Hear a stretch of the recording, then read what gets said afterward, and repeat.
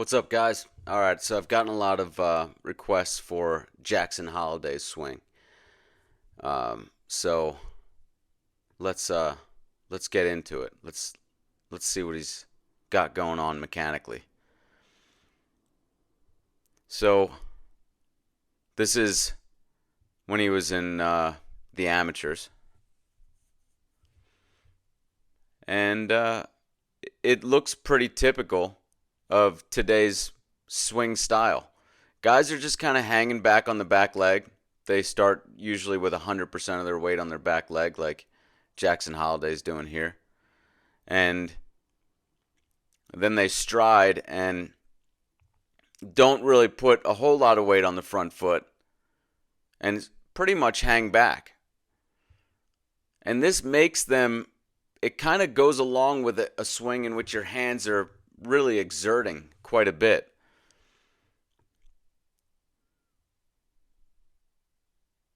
And we see just a lot of tightness in today's swing. People think that, I, I think now more than ever with the internet, which wasn't really a strong force back in, 2 decades ago, even a decade ago, as it is today. I think that these approaches to the swing spread more widely. Like a an approach to the swing could have gotten going in a city or something like that before, but maybe not usually make it out of the city. Maybe it was statewide. Maybe there was someone teaching the swing and it was popular in the state. But now a popular swing method can be seen by everyone, and of course everyone's jumping on the Aaron Judge sort of swing style. I think that in the 80s, really, I guess because of Charlie Lau's book, was really the only book on swing instruction. Like if you went to the bookstores, you could see Charlie Lau's book there. But that was it as far as swing instruction was concerned. So people were affected by Lau's method. If you look back at the 80s, there were teams that swung pretty much right in line with what Lau taught.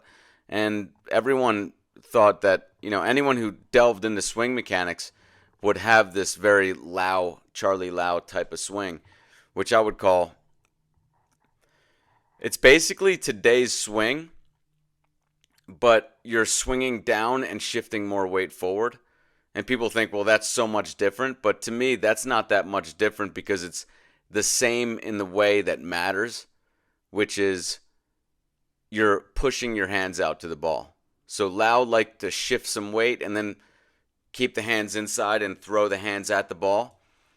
And then today's swing is just hanging back, swinging up, but still pushing the hands out towards the ball. And I think that that's the main problem. It doesn't matter if you're shifting weight. It doesn't matter if you're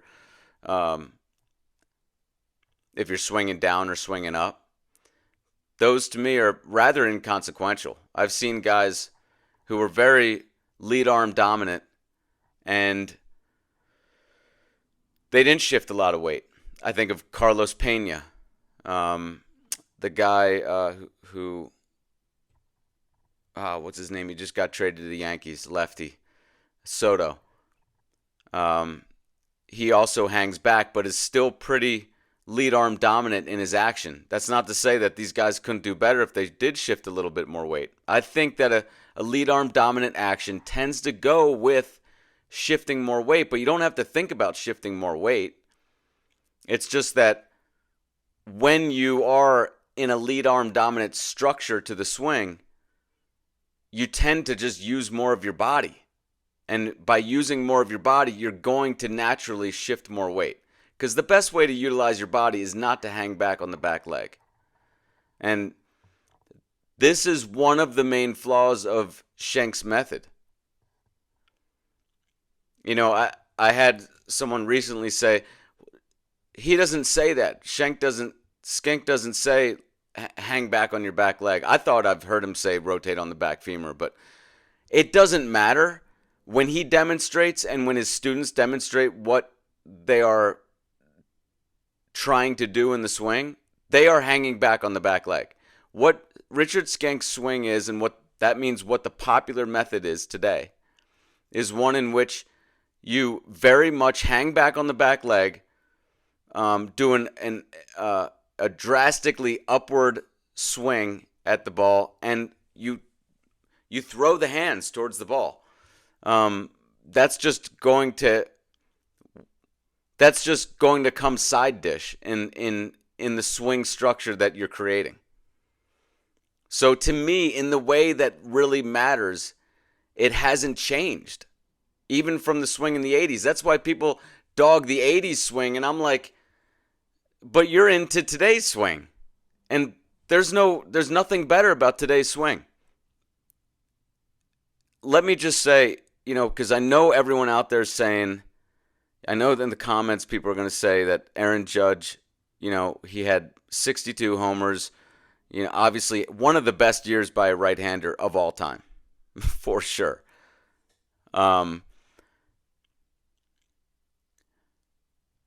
But we have to realize what body mass and strength does for a hitter. If you walk into a weight room and you grab the strongest guy, yes, I know, he probably couldn't hit it out of the infield. That's a different thing entirely from take a world-class hitter and now add 40 pounds to him. That's a completely different thing. So people have this a little skewed. They think muscle doesn't do anything for hitting. No, it adds about 30 to 40 home runs. That's what we saw from the steroid era. And that's just if you add 40 pounds and make someone who's 200, 240, like with Barry Bonds. But what about a 280 guy? That's 40 pounds on top of Bonds. And by the way, he's pretty lean, so most of that is muscle. Look, a fourth of Judge's home runs are typically balls. If you just look at the home runs that he hits, typically a fourth of them are balls that creep over the wall, and clearly you can see by the way he hit it, for a regular-sized person, it would not have left the yard. And that's probably being conservative, a fourth of them. The bottom line is his swing is effective enough for him. I still think he could do better with a different swing. That's the key. People are too simplistic when they try to decipher what method works and what doesn't. To just look at guy works with player, player is awesome, you're missing a lot. And in this case, the obvious thing, right off the bat, is the guy's 6'8", 283. That's about 100 pounds heavier than the average guy. The fence is still just as far for him as it is for everyone else, so he's basically playing a different game. I think 2024 will be the year that we move on from this swing style that has been popularized. And you can see here, Jackson Holliday has got a great position here at contact. This is very Darryl Strawberry-like.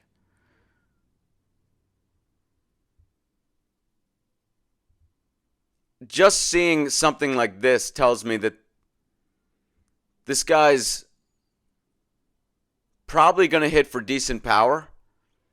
I mean, I'm just throwing it out here right now. I don't know. I've only seen one swing, but I would say as at the size that he is now, probably a 20 homer guy, maybe high teens, but good average. I just don't love the start of the swing here. It looks a little like, again, like the swing of today where he's tense in the arms. You can see that tenseness there. And then he's kind of hanging back and throwing the hands a little bit. But my guess is swing mechanics can be very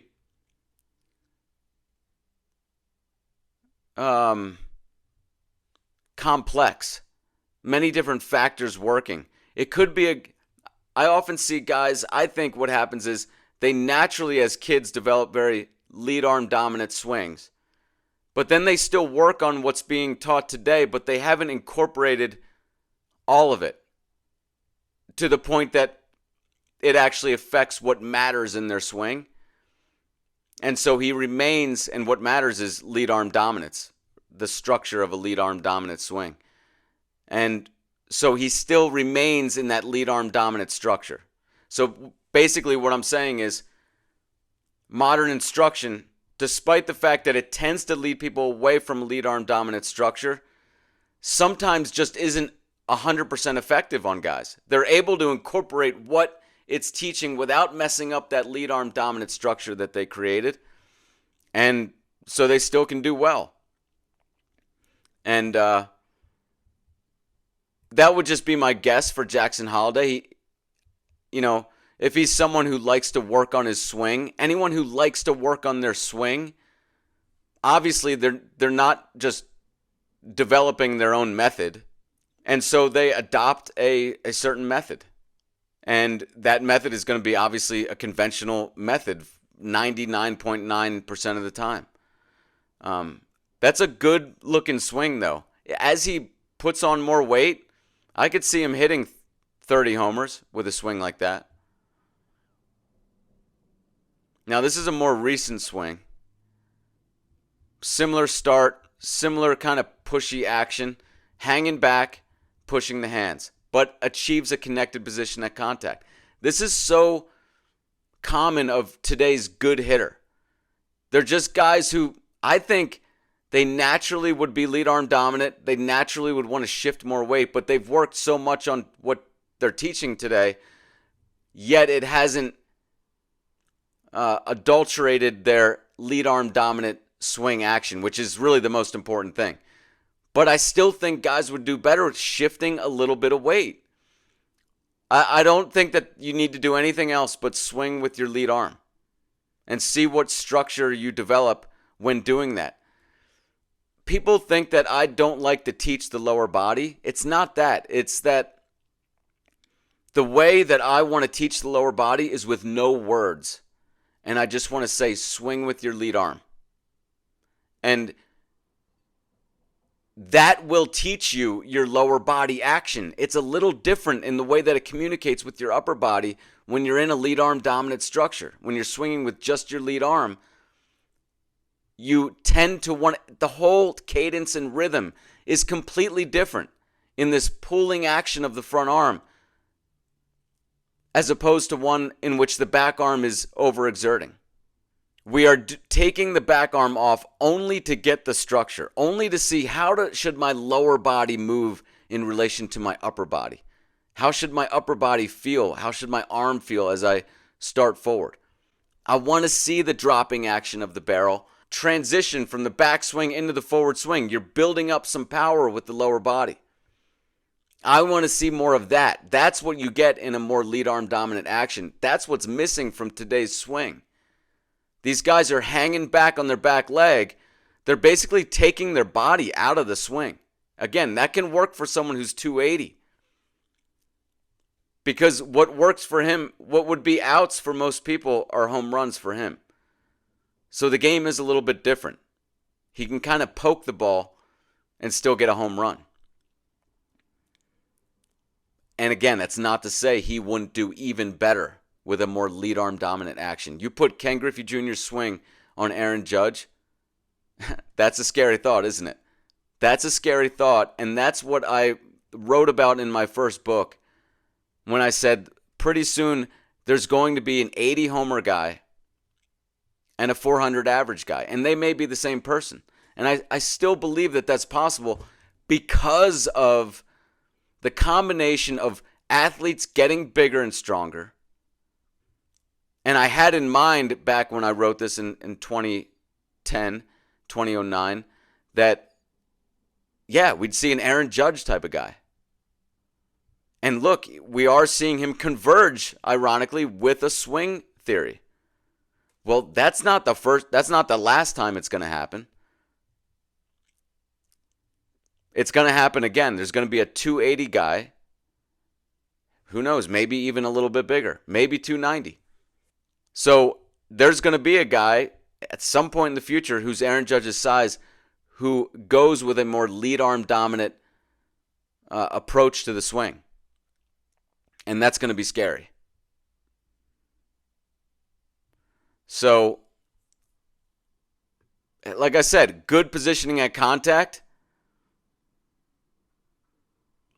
If I look at the whole swing, I just see the bat slightly sliding off the ball. Just a little bit of an inside-out kind of swing. I mean, not tremendously. Like I said, this swing is very good, and I would say will produce maybe high teens for the first year or two. But he's probably capable of a 30-homer season. Maybe 30 plus.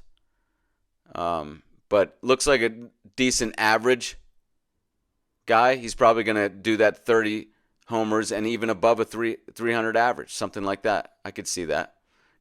The thing that I would want to work with him on is just exerting the arms less, staying back on your back leg less.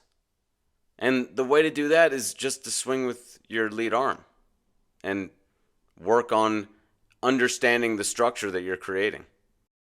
Again, a good position here at contact.